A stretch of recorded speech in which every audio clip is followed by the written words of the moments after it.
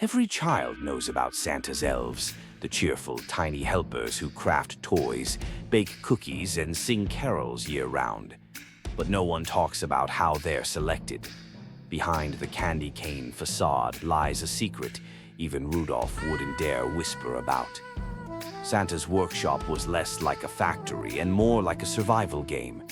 It all started when 20 hopeful elves received a mysterious letter stamped with Santa's signature wax seal. It read, "Congratulations! You've been selected to compete for a prestigious position as one of Santa's helpers. Report to the North Pole by December 1st. P.S. Bring winter gear and a strong sense of humor. You'll need it." Elves across the land squealed with excitement. After all, working with Santa was the dream job. But no one warned them it was more Squid Game than Christmas cheer. The elves arrived at the North Pole on December 1st, shivering as they stepped off the magical sleigh. The workshop wasn't a cozy gingerbread house. It was a towering fortress of ice and steel, with ominous smoke puffing from candy cane chimneys. Santa himself greeted them, his belly shaking with laughter. But something about his eyes glinted. Wrong. Behind him stood his foreman, Peppermint Pete, a hulking elf with muscles bulging beneath his green tunic and a candy cane baseball bat resting on his shoulder. "Welcome to the workshop," Santa bellowed. "Only the best and brightest get to work with me. Let the games begin." For the first challenge, the elves were marched into a giant kitchen. Rows of ovens lined the walls, and bags of flour and sugar towered like mountains. "Bake the perfect cookie in 10 minutes, Pete barked, slamming his bat on the counter. The elves scrambled, sugar flew, eggs cracked, and one elf accidentally got stuck in a mixing bowl. The chaos reached its peak when a gingerbread man sprang to life and started chasing elves around the room, snapping its frosted teeth.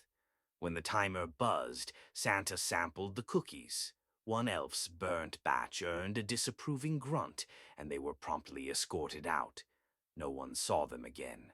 The remaining elves were herded into a massive assembly line for the next test: toy making. Their task seemed simple: assemble as many toys as possible in 30 minutes.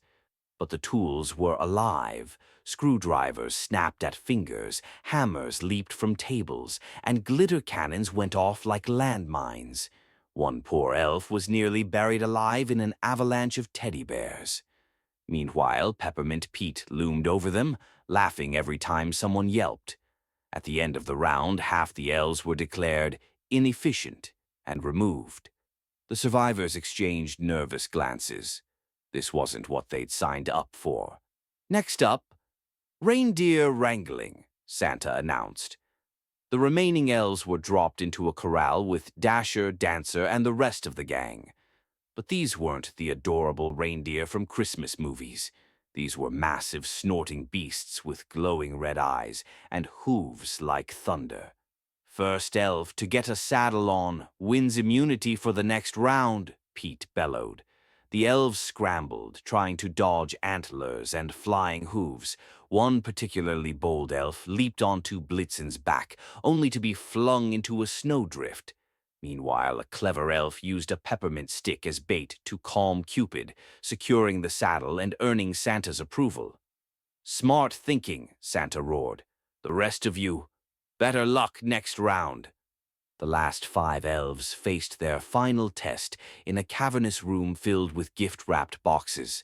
Some boxes were harmless toys, others contained surprises. "Deliver 5 gifts each to the chimneys," Pete ordered, "but choose wisely." The elves hesitated, then grabbed boxes and ran. The first elf opened a box and unleashed a jack-in-the-box that punched him into a wall. Another opened a package that exploded in glitter, blinding her.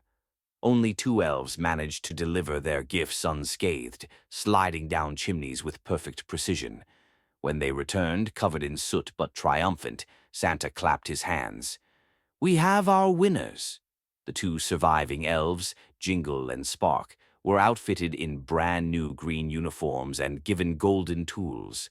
The rest were never heard from again, though ominous smoke from the chimneys suggested the workshop didn't waste anything. "Welcome to the team," Santa said, grinning wide.